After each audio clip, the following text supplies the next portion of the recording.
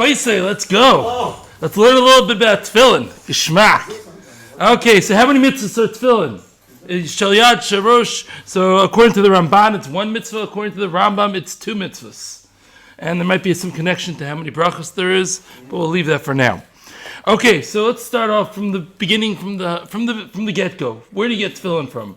So when you're going to get Tefillen, you two basic factors. There's the parshias, who's going to be a sefer to write the parshias, and there's going to be the batemacher, where to get the boxes for the Tefillin.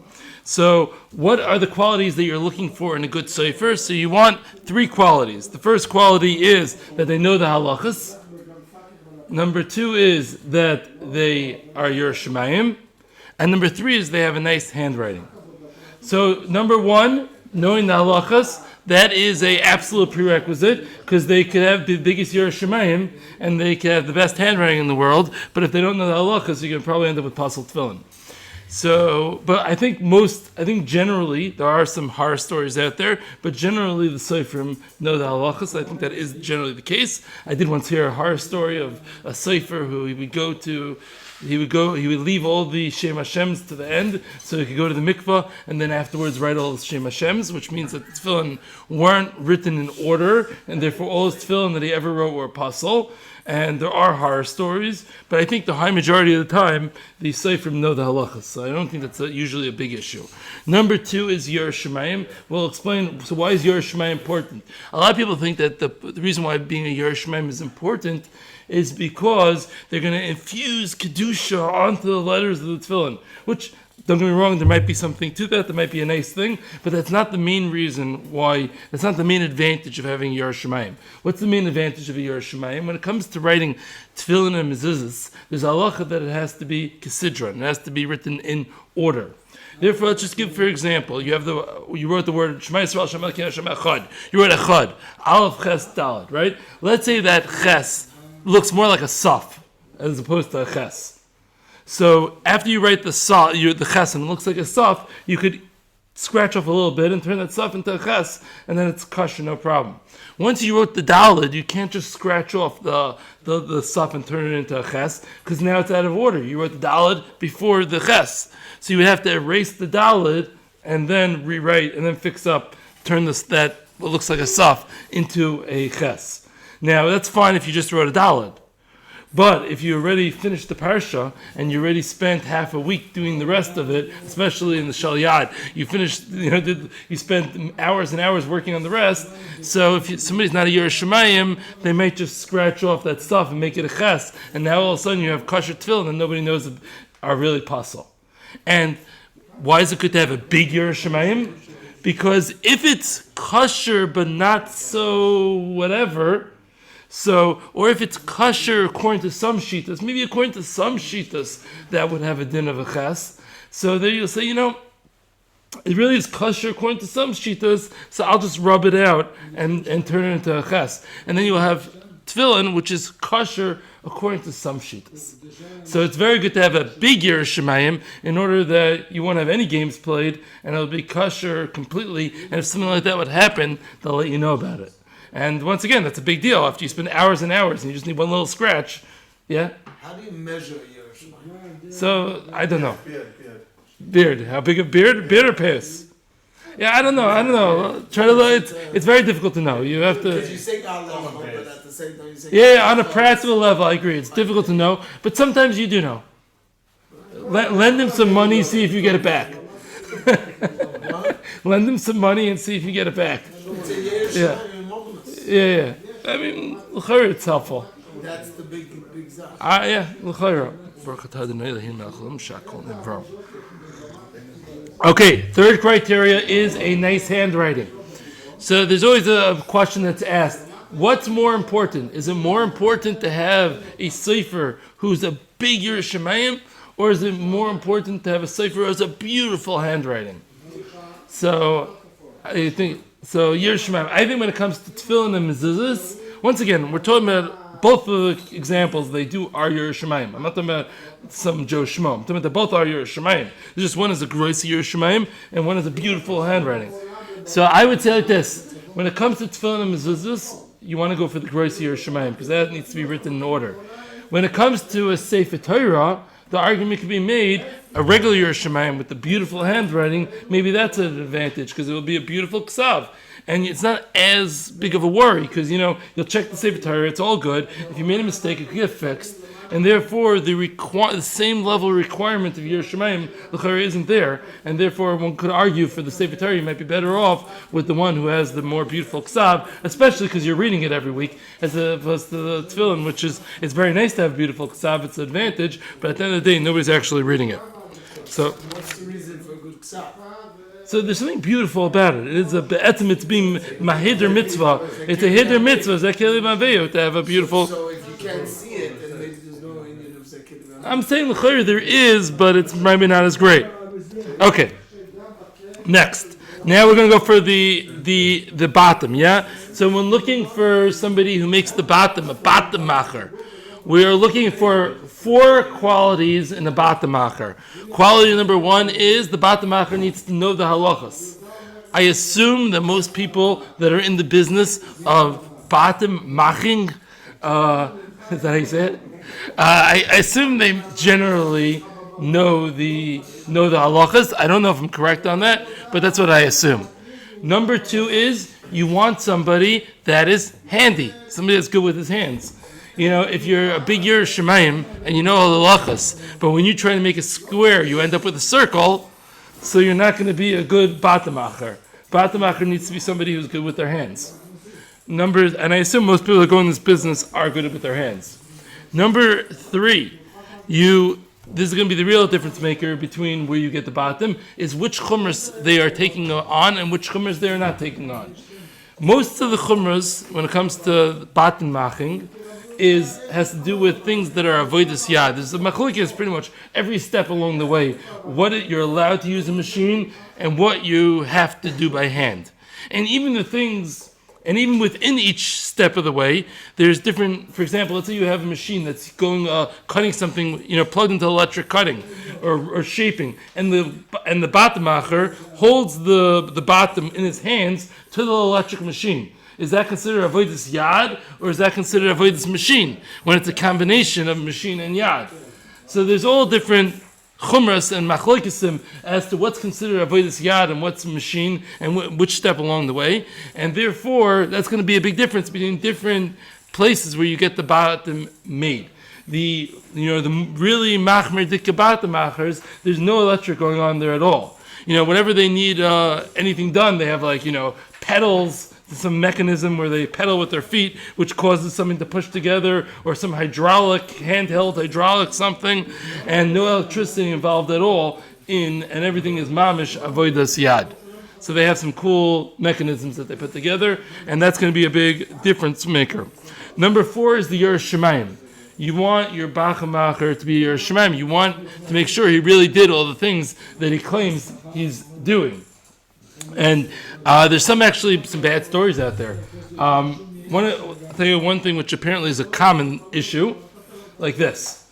One of the challenges of being a bottom macher is when it comes to the shel rosh, there are 4 compartments, 4 bottom. Each piece of cloth, parsha, goes into its own individual box. And what they do in the shel rosh, even though it looks like it's one box, really it's 4 individual boxes, and you have to get them into the shape that they make a perfect square, which is a very difficult task from a practical standpoint, to make 4 separate boxes and make it in the perfect shape that they come together and make a square. Once again, the bottom is connected, but the 4 pieces are 4 individual compartments. So, No, but even with it, it's very hard to get it to keep its shape.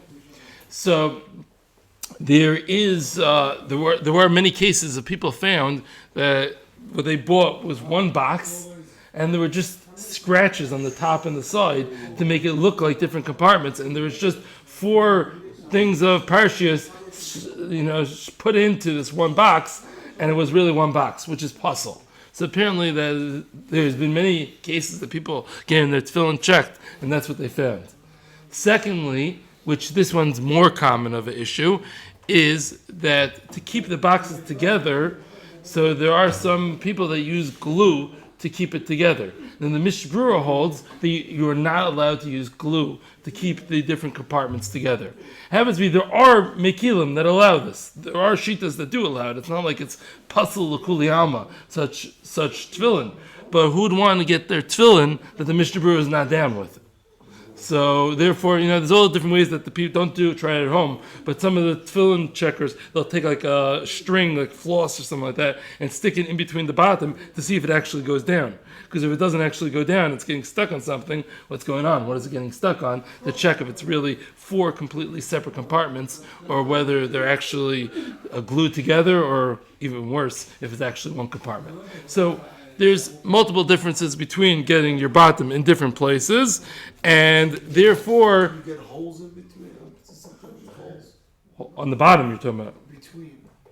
You can get spaces. There's spaces. You want spaces in between that you can get the floss in between. That's what I'm saying. You want to be able to stick something in between. They'll test it with a box cutter or with floss to see if something fits in between, to make sure it's 4 separate compartments in reality, not one compartment or compartments glued together. Now, the Maisa, or if somebody's just going to buy it from a dealer, so they have to make sure that the dealer, 2 things. One, he's a trustworthy Yer Shemayim, that he's going to give you what he says he's going to give you. And number 2 is you got to make sure that he knows his trade well and he knows what he's doing, because he could be the most honest guy in the world, but if he doesn't know what he's doing, so he's just going to get ripped off and get the bad stuff and sell it to you as the good stuff. That's not so good either. So Lamaisa, we could see the difference why some tefillin cost $1,000 and some tefillin cost $2,500, $3,000. We see there's quite a bit of difference that there could be, and it's not it's just all the same thing. No, it's not all the same thing. There's a lot of different amounts of work that goes into it. There's a lot of different types of people that are writing it, etc., etc. And one more thing that I forgot to mention, in the ksiva, it's somewhat connected to the handwriting, but some people will go for the approach, I'm going to try to write as quick as I could and get as many parshias written in a short amount of time, and I won't pay as much attention that it's going to be neat and proper spacing, etc., which it's more likely to run into problems that way, versus the guy who wants to do it more slow and steady, but he's probably going to charge more, the guy who wants to do it slow and steady. So that's another factor as well. So there's going to be different factors causing different price ranges of tefillin. Now, which ksav should somebody use for tefillin? So Litvish Ashkenazim generally use what's called ksav Beis Yosef. Now, this is a little bit could throw you off. It's a little confusing because Beis Yosef, you hear the word Beis Yosef, you think Sephardi. But ksav Beis Yosef is the standard Ashkenazi ksiva. When it comes to Chassidim usually use the ksav Arizal. When it comes to Svardim either use the ksav Arizal or they use something called ksav Velish. I don't really know what that is. We'll ask Benzi, maybe he'll explain it later. But ksav Velish. It's a different type of Sephardic ksav, whatever it is. Yeah, it's shaped I don't know why it's called ksav Velish. You know why it's called ksav Velish? No, okay, whatever. And there's another different slight variation that Chabad will often use, which the Shulchan Aruch Harav, the Baal Tanya, had his own little changes, a couple little changes in the letters, nothing major. So Chabad scholars will go with that. Okay, so the Maisa, what should you use? You should use what you're supposed to use. Figure out who you are, and once you figure out who you are, that's what you should use. Now, it could be a big mission for some. Now, very common will happen that a regular Litvish Ashkenazi guy, he'll get his tefillin from Flatbush, from Muncie, from wherever, he'll go get his tefillin checked, and it will turn out that he has a Arizal. And it's very common to have a Arizal. Why does he have a Arizal? Because his father didn't really know better. He asked his Chassidish cousin, who was a little bit in the Parsha, to go get tefillin for the bar mitzvah boy, or asked the Chassidish Rav of his shtibel to go get to tell him where to go to get the tefillin. Many of my students get the tefillin through Chabad. And then they when they become Baalei Tshuva, I need to know if to change the tefillin. Correct. So the stapler held you have to change your tefillin. The stapler held you go get yourself ksav Beis Yosef. Now, this does not seem to be the accepted minhag. It seems to be that the accepted minhag, definitely in the case that happens all the time, where you have a Litvish Ashkenaz guy who's with the Ksav Arizal, it seems to be minhag is, a good enough percentage of Klal Yisrael is relying on this, you can rely on this as well. That seems to be the accepted minhag. But if you go get yourself a new pair, or get your son a pair, get the right stuff. I heard that if he's going to get a new pair, he should get it more Mahuda. And he has a good reason to switch. But just to switch for the sake and also I'm saying it's a question, not everybody's ready to spend the money. You would force the guy to spend the money. But if he's switching just it'd for get the better. sake of switching, Then get better. It's a zilzal to the first tefillin. If you're switching and you're getting Mahuda, and then Very good, very good. Makes sense. Okay, weiter. What a schus for the bar mitzvah boy. It's so nice. He's going to be able to use the Alta Zaydas, his great-grandfather's tefillin, who died last year, to go. It's going to be so beautiful. The tefillin that he brought back from Varsha. So nice. No, it's not so nice. Maybe you could put it on for like a picture of a photographer, and it's sentimental. It's beautiful. He wants to put it on, after davening because it's whatever, and learn a little bit with it. He could do that too.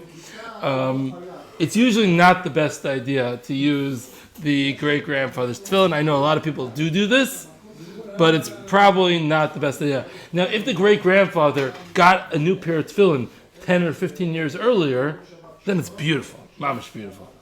But the tefillin that's 60 years, tefillin lasts for decades and decades and decades, but not forever. And especially the older tefillin lasted for less than our newer tefillin will probably will last. So, Lemaisa, and by the way, the 50, 60-year-olds, we're going to discuss later the whole sugya, whether you should get your tefillin checked or not or whatever, but the 50, 60-year-olds who haven't got their tefillin checked since their bar mitzvah, they definitely should get their tefillin checked. Whether you should do it twice every 7 years or whatever, that we can hack. But definitely the guy who didn't get his tefillin checked for 50 years, he should get his tefillin checked to make sure that everything is okay. Because after decades and decades and decades, things could start going wrong. A little moisture could get in there, and we could also have problems that, definitely the ritzuos need to be switched, that's for sure. But we also have the letters could start fading, etc. So there's problems that could happen, and you don't want to get started, a bar mitzvah boy starting with 50-year-old or 70-year-old tefillin. It's not such a good idea. Okay, next. Ritzuos. So, a lot of people have asked me, what should I go for, black on black or black on white when it comes to the Ritzuos? So let's just discuss what we're talking about. There's a halacha Mishmasinai that says the color on the Ritzuos, the tefillin straps, should be black. So they're painted black, the Ritzuos, because that's the halacha Mishmasinai, and it goes as far to say if they aren't black, once again, it depends, maybe if it's lower than the shiur that you need, is what the debate, but at the point that you need, whatever point that is, if it's not black, the tefillin are pasul. Because the halacha Mishmasinai, it needs to be black. So there's tefillin that goes by the name black and black, which that is, instead of they just painting one side of the tefillin black and the other side remaining white, they soak it in the paint or dye or ink, whatever it is. They soak it in the black stuff, and it goes through and through, then it becomes completely black. So even if the top level gets rubbed out or cracked, what's underneath it? Black. So it remains black the whole time, and therefore you're never going to run into a situation of that psul. So therefore there's a strong advantage of black and black. Furthermore, Shitas Rambam is that tefillin need to be black on both sides. It is true we do not paskin like the Rambam. The Rambam isn't la halacha, but the Maisa that is Shitas Rambam that it needs to be black and black. So in addition you have the Maila of following Shitas HaRambam. Okay, so it seems pretty clear that you should have black and black. Why wouldn't somebody have black and black? So one reason is black and black is more expensive, but it's not really that much more expensive. It's a couple of shekel more. It's no big deal. Yeah, it's no big deal. It's really no big deal. So I think originally when black and black came out, it was substantially more, but now it's no big deal. So why should somebody not go for black and black? So some will claim, For hundreds and hundreds of years, they've been wearing black and white. Black and black is a new phenomenon over the last 20, 25 years. It came out, and in the beginning it was like some off-brand side thing, and slowly but surely it became mainstream. But for hundreds and hundreds of years, they were using black and white. And it's not like, they didn't find the Murex trunculus. No, everybody could have painted their tefillin black on the other side if they wanted to. It wasn't. They were so poor. I don't know. Maybe they were so poor. How much money was it really to paint it black on the other side? Maybe. I don't know. I find it hard to believe there was so much more money. So the Messiah is black and white. For hundreds of years, they did black and white. Oh, the new Grace Chachamim that came up with the new chap of black and black. Who do you think you are? We have a Messiah. The Messiah is black on white. What do you think? You come up with a new Chodesh Asur Min HaTorah. You know those guys? Chodesh Asur Min HaTorah. You can see the guys screaming at a hafgana. You know what I'm saying? Rav Yashiv. Chassam Sofer was the one who coined the phrase. I mean, it's really Mishnah. But in the Mishnah it means something else. Chassam Sofer was the one who coined the phrase to be referring to this, of Chodesh Asur Min HaTorah. And therefore there are some that fight against this and say you should not use black on black and rather use black and white. What do I feel? I feel maybe when you were being the first guys to bring the black and black, maybe you shouldn't have broken against the Messiah. But I think once it's become part of the accepted minhag ha'olam, I think you're better off going with the mailas, unless you're going to be the guy who's always going to be meticulous to make sure it's black and always check your thing in color. If you're going to be on top of it, so maybe go for the black and white. But if you're choishish that you're not going to be on top of your tefillin to make sure that it remains black and you're not going to be coloring where you need to, the color you're better with the black and black. But I know I will get some emails or WhatsApps who don't like what I just said, and I'm looking forward. Okay. Huh? I'm already getting here? The twisted. There's another matter of the black and black. That there's the Chazal say some pretty geferlich things that if your tefillin strap twist and you show the white, it's very, very bad. It causes horrible things to come to the world. So if you have the black and black, you potentially have the advantage that when it twists, it's not an issue. Though there is a little debate about that. Because some want to say that even the black and black's the issue, because it's the twisting it's the issue, it's not the white that it's the issue. There's some debate. Some actually want to say there's an advantage of the black and white, because let's say, I know it's never happened to me, but apparently for some people, you could have on the shell roish where it gets twisted a little bit the opposite way. So if you have black and white, everybody will notice and see the white sticking out and say, Reb Yid, you have to twist it the right way, you have white showing. But if it's black on black, people won't notice, and therefore you're going to end up going with it the wrong way with the black on black. Now, I don't know. I never had my shell roish twisted the wrong way, so I don't really know what people are talking about with that, but whatever, maybe. Okay. Now, weiter. Yeah, this is what the hak. Width of the ritzuis. So what is the minimum width, skinniness of the ritzuis? So lichatchila the ritzuis should be at least 11 millimeters. If they are b'diavad, that's 11 millimeters would really be the shir chazanish. Reb Chai no would be 9 millimeters, so it should be b'diavad. They should be at least 9 millimeters in width. What if they are skinnier than that width? So the Torah b'shem the Rosh says it's not ma'akiv, and it should be, but if it's not, okay, nishkaferach, it doesn't really make much of a difference. The Beis Yosef says it's mashma from the Rambam and the Mordechai that if your ritzuis are skinnier than that 9 or 11 millimeters, then it is pasul. So how do we pass them? The Shulchan Aruch says that if your tefillin is skinnier than those 9 millimeters, then I'll put in perspective what that is in a second. If your tefillin is skinnier than the 9 millimeters, then you should continue wearing it until you get a new pair. But it's not like it's worthless to wear it. Continue wearing those tzitzis, but get a new pair to switch it, or get a new ritzuis. Switch it, but you continue wearing it until then. Zot the chazanish, since the shiur is not found anywhere in Shas, continue making a bracha on the pair with the skinnier ritzuis. Zot the Pri Megadim and the El Yerabe and the Mishnah Berurah, they say continue wearing, but without a bracha, because you might, according to many Rishonim, you're not yoitza, and therefore continue without a bracha. Now, Lamaisa, when is this negeah? Obviously, everything they sell on the market is going to be thicker than that. So when is this negeah?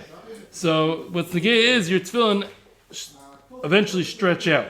when they stretch out, it's not like magic. Hey, look, it got longer. Look at that. What actually happens is it gets skinnier and longer. So when it gets thinner and thinner and thinner, or sometimes you get rips. And when it rips, so the spot where the rip is, there it is, it gets skinnier. Or it gets worn out in different places. One of the most common place for it to get worn out is where you tighten the knot of the shelyad. So where you pull that part where it gets pulled. So that part has a lot of pressure. So that part is the most common part to get skinny. So it's a good part you should check to see if it got skinny.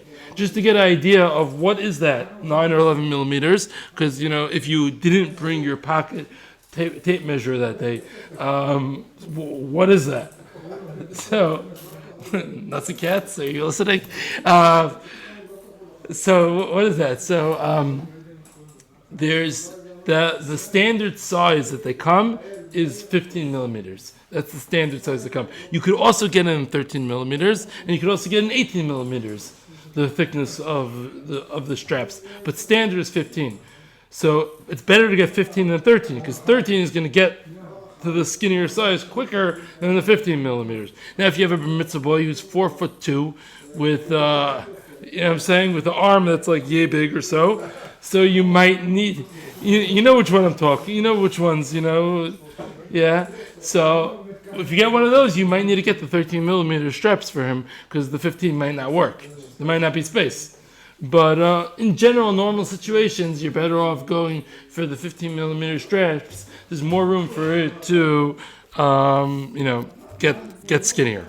Okay. Weiter. Should you get your tefillin checked? So the Shulchan Aruch, you do not need to get your tefillin checked. It has a cheskes kashrus, and if it has a cheskes kashrus, then it's kosher. We believe in chazakas. This isn't a game. This is real. Now let's talk about one thing or another that everybody agrees. If your tefillin live in your trunk, being the 110 degree summer days, being the below zero freezing days, where your tefillin, you could cook a pizza in your car and there it's still in the summer. You could also cook your tefillin.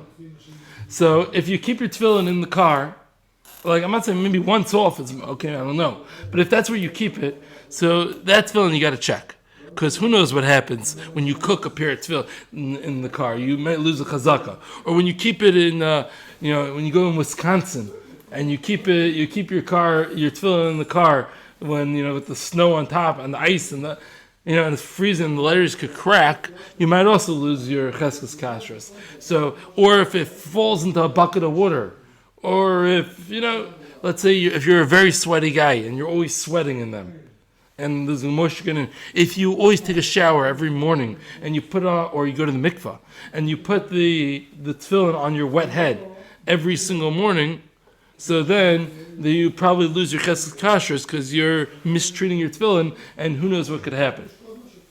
Now, what if you treat your tefillin very well? You get your tefillin from another place where you should check, by the way. If your father's a very, very nice person and a very generous person, but he's the type that you don't really know where exactly he got your tefillin from, you know what I mean? And neither does he. So that in such a situation, at least once, it's probably a good idea to check your tefillin l'kuli am. Now, let's talk about the case where the guy, I know where I got my tefillin. I got it from a very respectable sofer and a very respectable batamacher, and I keep very good care of my tefillin. Should I check?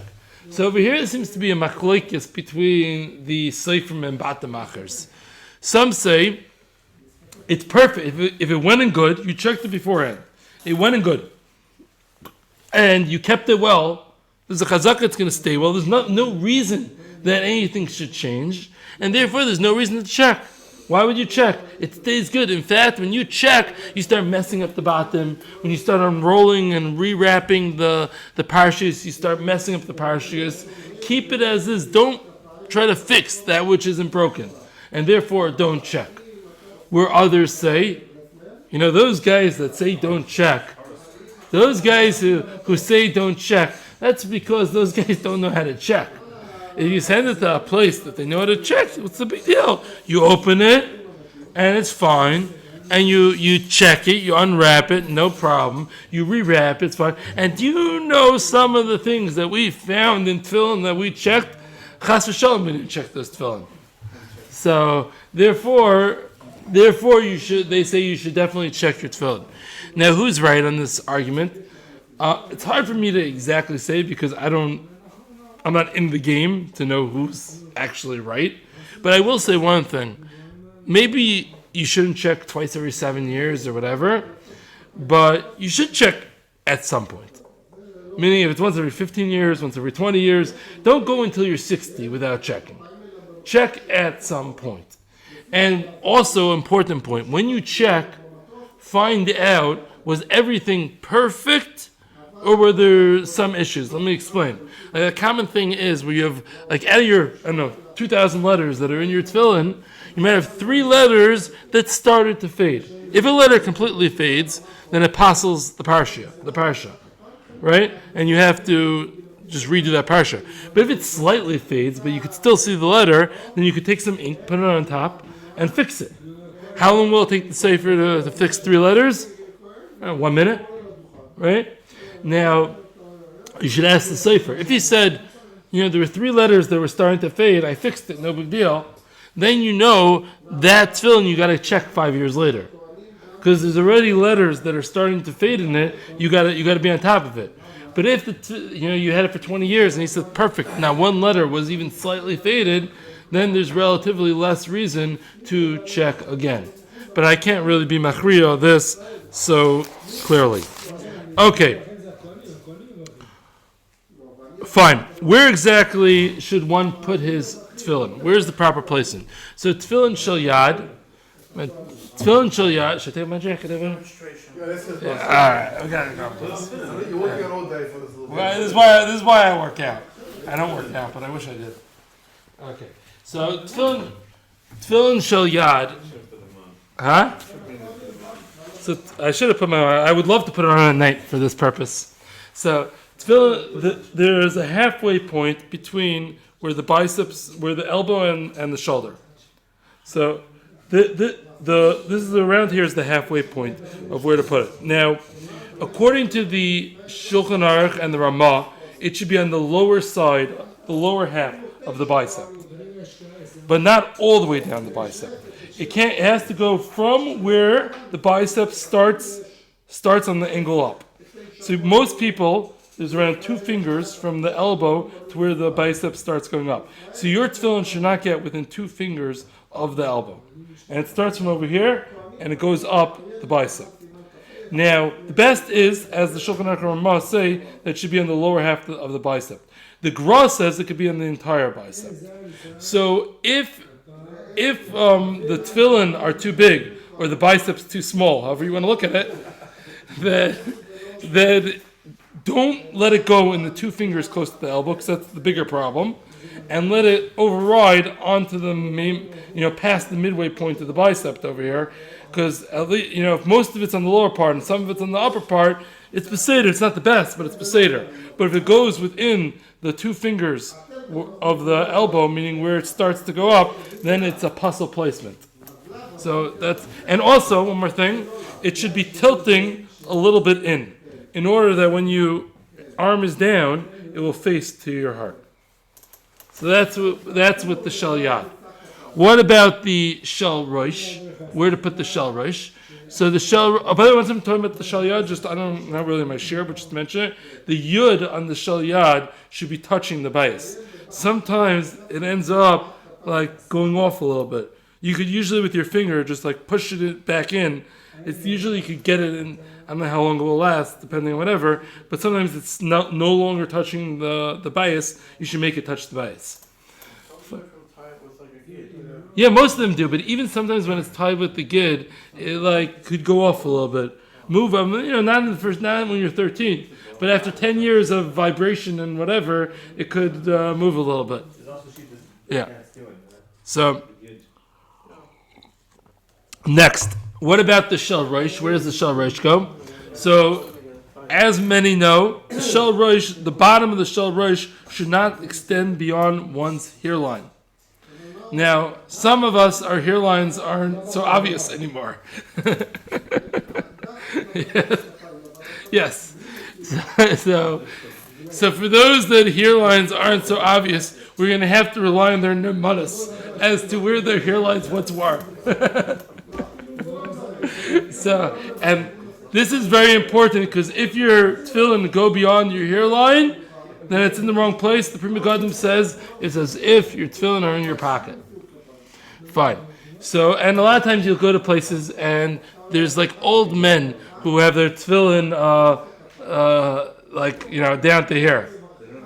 Yeah. Interesting. So Rav Yaakov, I think it was Rav Yaakov Kamenetsky, somebody asked him, what do you tell this old man? For the last 50 years, he's been wearing his tefillin between his eyes properly. What do you tell a guy? So he says, tell him it's best to put it a little bit up. Tell him it's better to put it up. You can't tell the guy that you haven't been yotze tefillin for the last 30 years. Tell him everybody's happy to do what's better.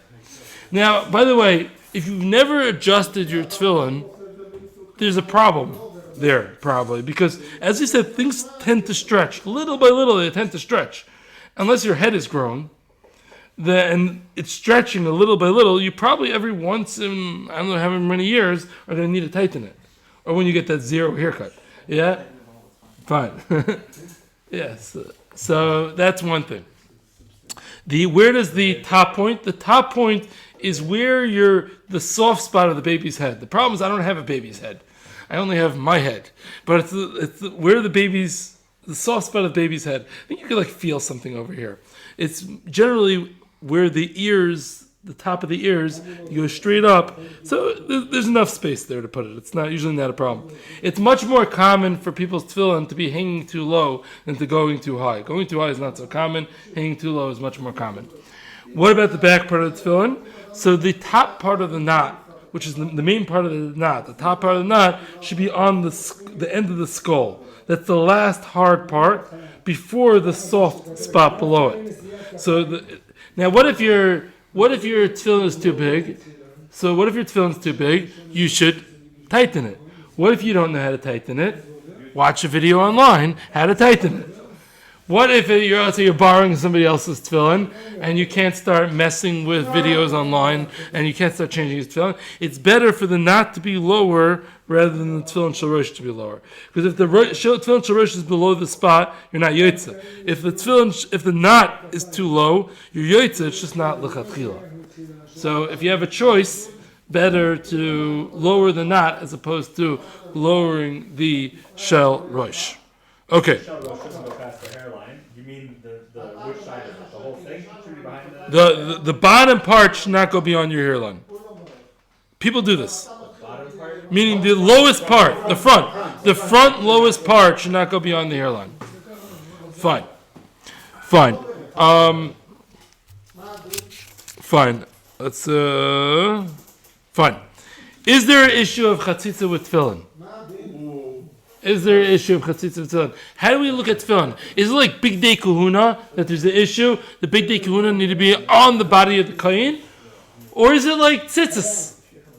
Yeah, we wear, I hope you guys are wearing your talis gadol with the chatzitza. I'm saying, you know what I'm saying? So, somebody's laughing. You know what I'm saying? So, talis tzitzis, we have chatzitza. Who cares? Who said you can't have a chatzitza? What's tefillin? Is tefillin like big day kahuna, or is tefillin like tzitzis? So it's actually a machlokes rishonim. The Rosh holds that tefillin is like big day kahuna, and therefore a chatzitza passes the tefillin. It doesn't work. Whereas the Rashba says that tefillin is like tzitzis. Chatzitza, who cares if there's a chatzitza? What's the problem? Who said you can't have a chatzitza with tefillin?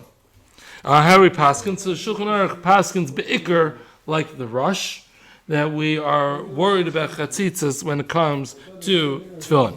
So don't put the tefillin on the outside of your sleeve. Roll up your sleeve to put your tefillin there. Now, what if, let's say, you have a bandage or a cast? So, if you have your bandage and your cast is, elbow down, over here is your bandage cast, then the main part of the tefillin is what's going on your bicep. So, if the main part of your tefillin is going on your bicep, so put it on your bicep with the bracha, and you'll just wrap the ritzuos over the cast, which according to the Rashba, you did a complete job, and according to the Rush, you did the main job, but you missed the other part of the job, so to speak. If your bandages or your cast go beyond they're covering the bicep as well. So then, since Lefi the Rush, it's a chatzitza and you're not yoitza, therefore you put it on. Why do you put it on? Because Lefi the Rashba, you're yoitza. So you put it on the arm, but you don't make a bracha, because it might be bracha, it's bracha vatala according to the Rush. So you put it on without a bracha. Then when you put the shel rosh on, you make the bracha l'neach tefillin on the shel rosh. And once again, Ashkenazim make two brachas. You make both brachas on the shel rosh, and you have in mind to pater the shel yad as well when you have the cast on your bicep. What about a bandage on your head?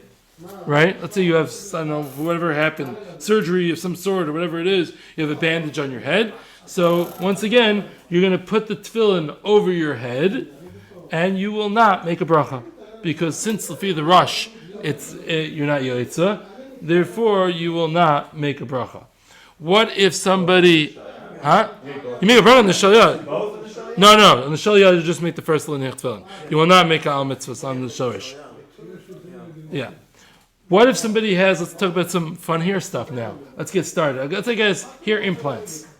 So you got some hair implants over here, and put the tefillin on top of there. Do you make a bracha? Yeah, 100%. That's already bottled to your body. That becomes part of your body, and not everybody's comfortable with themselves, And now you got your new body, your new hair, and now you are yoitze with that. Yeah, what's sticking out?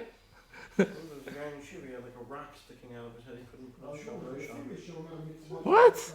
Okay, I don't remember this. Okay, fine. Next. Let's say a guy who has a toupee. Let's go to the next extreme, a toupee. So, what should you do if you have a toupee? What you should do, a toupee is a chatzitza. So you should take off your toupee and put on your tefillin. The problem is, most people who have a toupee, they have a toupee for a reason. They are not comfortable with their inner or outer being, I should say, and they feel that they need a toupee to cover that, and they are embarrassed to take their toupee off. What shall that person do? Dr. Moshe and Rosh Zalman, slightly different versions of this, but what they should do is they should put their tefillin on in shul, shel yad shel rosh. Only make a bracha on the shel yad. Do not make a bracha on the shel rosh. And at home, either before or after davening, at home, put on the tefillin, shel yad and shel rosh, without the toupee, make a bracha, and say Shema at home. That's what that guy should do. What about a guy who has some hair over here? So, any normal amount of hair is not a chatzitza. Why? Well, it's clear. If you're supposed to put it above the hairline, so you're probably supposed to put it above the hair. Right? So having hair there, by definition, is not a chatzitza. That's where it's supposed to go. However, the Aruch HaShulchan says that if you are borrowing some hair from somewhere else, the comb over or the, one of these major matzahs. I don't know if you have your two threads of hair that you put. I'm not sure if the Aruch HaShulchan is concerned about that. But you take one of your major matzahs and you import hair from a different part of your head to cover that. So that would be a chatzitza, is what the Aruch HaShulchan says. What about hair, whatever, a lot of hair? So it seems to be it's hard to give this exact shiur, but any normal thing is not considered a chatzitza. Something that's major and wild, I know this depends on which society you're part of, but something that's not a normal amount of hair, but something above and beyond, that could potentially be a chatzitza. Because that's no longer considered, according to some rabbanim, that you're just putting on your hair. No, this is not your hair. This is your afro. Yeah, and also might not be against your head. It might be floating up 2 feet up here. You know what I'm saying? Fine. It's not on your head. It's on your hair. Fine. So, but normal here, there will be no problem. Okay, brachos. So the brachos should be made over lasiyasan, which means that you should do everything before the tying and then make the bracha. So you first put the shel yad, you put it into place, you get right ready to tie the knot, you make the bracha, and then you go around, and then you put I'll explain exactly what you do in a minute, then you put the shel rosh on, and if you're Ashkenazi, well, most Ashkenazim, not all Ashkenazim, but if you're going to make two brachas you make a bracha on the shel rosh as well, and you put the shel rosh on your head, you make the bracha, tighten it, and you say Baruch Shem Kvei Malchus Olam V'ed, because there are shitas that you're only chayiv in the first bracha, and therefore you to yotze those shitas, even though the ikar din how the Ashkenazim paskim is two brachas, but just in case we're going to say the Baruch Shem Kvei Malchus Olam V'ed. Some of the minhag that the second bracha should not be made loudly, it should be made quietly, not to put the listener into a situation of Safek Amen. Because Safek brachas we have what to do with. Baruch Shem Kvei Malchus Olam V'ed. We don't have a formula for Safek Amens. So therefore some have the minhag of Dafka saying it quietly. Fine. There should be no hefsek between putting on your shel yad and shel rosh. Now, how much do you put on? So people, to many surprise, actually, the Shulchan Aruch, you're not supposed to go and tie around 7 times before putting on the shel rosh. Just secure this, put it a couple times, make it secure, and then you put on the shel rosh. Then you go and you continue wrapping your arm and your finger. According to the Mishnah Berurah, quotes the Magen Avram. It says many people are noig like the Magen Avram b'shem the Arizal, who says that the 7 straps around are part of the Iker Mitzvah, and therefore you put on the shel yad, the 7 times around the arm, and then you put on the shel rosh. So the Mishnah Berurah says many people are noig like this, and which I think is the normal general minhag. Apparently, Reb Chaim Brisker, he would tie the finger as well, and put it fully around the finger, and then put on the shel rosh. What's the machlokes between these 3 opinions? So there's 2 possibilities in machlokes. One possibility is what is included in the Iker Mitzvah. Is the Iker Mitzvah only over here, and therefore you only do the shel yad and then right away shel yosh, or is the Iker Mitzvah the 7, or is the Iker Mitzvah the whole thing? Or the other possibility of what the machlokes is doing a tafel mitzvah b'chlal hefsek. It could be that maybe Reb Chaim is maskim that the finger is no sheikhs to the Iker mitzvah. It's a completely tafel mitzvah. But once you're oisik in the mitzvah, it's no longer deemed a hefsek, so why stop? So 2 possibilities is how to be masbir what that machlokes is. Fine. Next. There is a halacha that's brought down in the Shulchan Aruch that many don't keep, but it's a good halacha to know, that you should put the tefillin on in your house. And you walk out of your house wearing your talis. The Ramah says talis. The Shulchan Aruch doesn't actually say talis. But you walk out with your tzitzis and your tefillin, or your talis, tzitzis and tefillin. You walk past your mezuzah. In America, very few people do this. In Eretz Yisrael, it's more common. Still, most people don't do it, but it's more common. It's still very neighborhood dependent. In certain neighborhoods, it's very common. In certain neighborhoods, it is less common, and there may be good reason for that. So, the Beis Yosef explains based on the Zohar. I'm explain. The Beis Yosef says based on the Zohar that when you pass by the mezuzah wearing your talis and tefillin to leave your house, you're accompanied by 4 malachim who call out, Tein kavod leben melech. You should give kavod to the son of the king. So, that sounds pretty cool. And the Beis Yosef, the Zohar also says that coming to shul without tzitzis and tefillin is like giving an eid sheker. And the Darchei Moshe says, if you leave your house with your tzitzis and tefillin, the Shechina accompanies you, and the bad malachim run away from you. So it seems to be a pretty cool deal to leave your house with your tefillin. The question is, why are people not machbid? In Batei Ran, Batei Broider, people do this? Yeah. I would assume so, right? Good. So the Magen Avram says, gives a rationale why people are machbid on this. The Magen Avram says on Tisha B'Av, we're allowed to go out with leather shoes amongst the Goyim, because you don't want the goyim to start calling you names and stuff and making fun of you or whatever. So we don't mess with the goyim. We don't start getting involved with the goyim. So you can wear leather shoes. The Chayad Stam over there says, like, who cares if the goyim? Why should you be embarrassed from the goyim that you're not wearing leather shoes? But whatever. Either way, it's a much bigger statement to walking out with your talis and tefillin than it is to be walking out with your suede shoes. You know what I'm saying? So it's a kal v'chomer from there. That's how the Magen Avraham explains. Fine.